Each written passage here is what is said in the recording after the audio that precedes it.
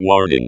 The following contains plot spoilers. If you have not seen Happy Returns yet, do not continue and visit the home of all things Hutchings.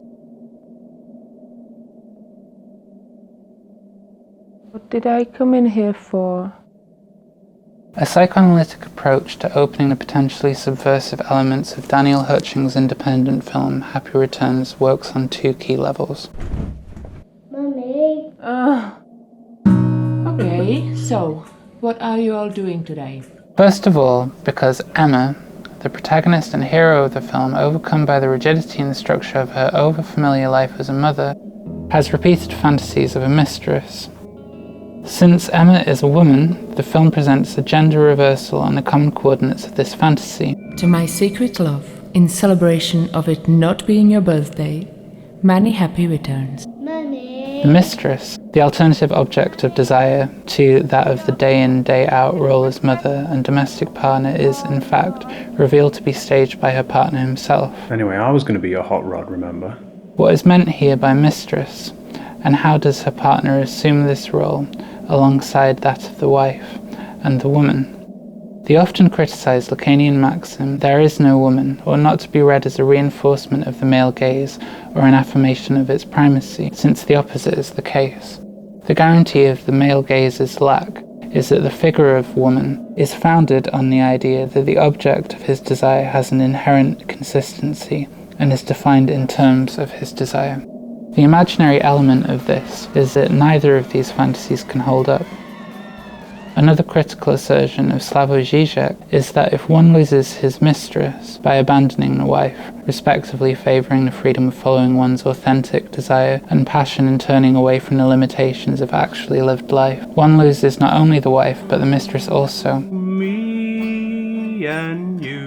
At the risk of intertwining two theorists often opposed to one another, perhaps this is similar to the disappointment Jacques Derrida claims inevitably follows seduction. This person was never what we thought they were.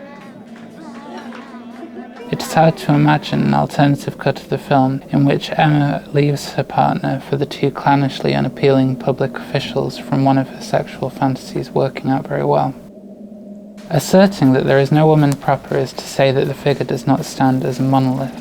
The male gaze faces this castration precisely because it relies on a disavowal of multiplicity and heterogeneity. In this film, we see man in this configuration of lack. Yeah, I'm gonna get ready. We will return to this in the second key point. In his own explanation of Emma's development, Hutchings has this to say. When Emma finally does try to leave the house after a transformation from mum to lover, she is accosted by her mother-in-law. The text of this dialogue reflects the very elements wrestling within Emma throughout the film, and now that she is confronted with what is essentially her future, the desire to escape wins out. Anything else? No? Good, bye. However, Emma, upon leaving the house, witnesses a conflict. This serves as a neat segue to the second crucial point to be made here. To diverge briefly to an argument I could easily imagine dismissing the film's resolution as a conservative one. Doesn't really matter where we are, does it? As long as we're together. One could say that, whilst this narrative may break perennial privilege of the male gaze in cinema, like that famously observed by Laura Mulvey in her 1973 essay, Visual Pleasure in Narrative Cinema, the outcome is still aimed at the preservation of a heterosexual domesticated relationship. I could really do with going out. We may say firstly that the shift in focus to Emma's own gaze and pleasure should not be understated. From point of view shots seen by and addressed to her to the dream sequences, the camera is often directly addressed through eye contact. The speaker herself is appealed to. The weekly schedule is from Emma's own perspective.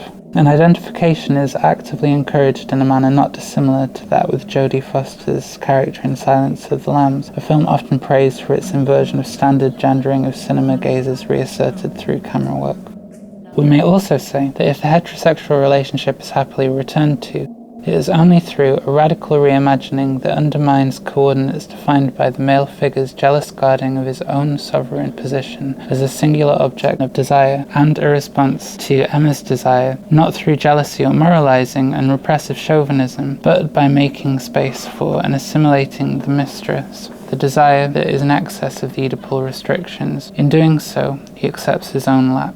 I can be your hot rod. You're every dream and you're every fantasy.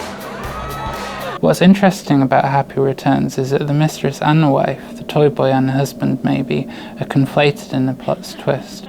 The everyday is reimagined and thus repaired, but only through the fantasy, only through recognition of its own inherent limitation. This relates to another Lacanian formulation, that there is no sexual rapport, often translated as relationship. The sexual relationship can only be maintained as long as it is scaffolded and supported through fantasy.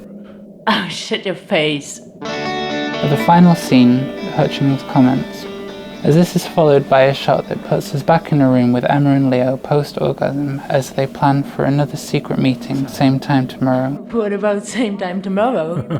We could take this end credit sequence as a fantasy Emma has about a future prompted by the inspiration she gets from finally engaging in romantic, lustful self-expression with the person she fell in love with.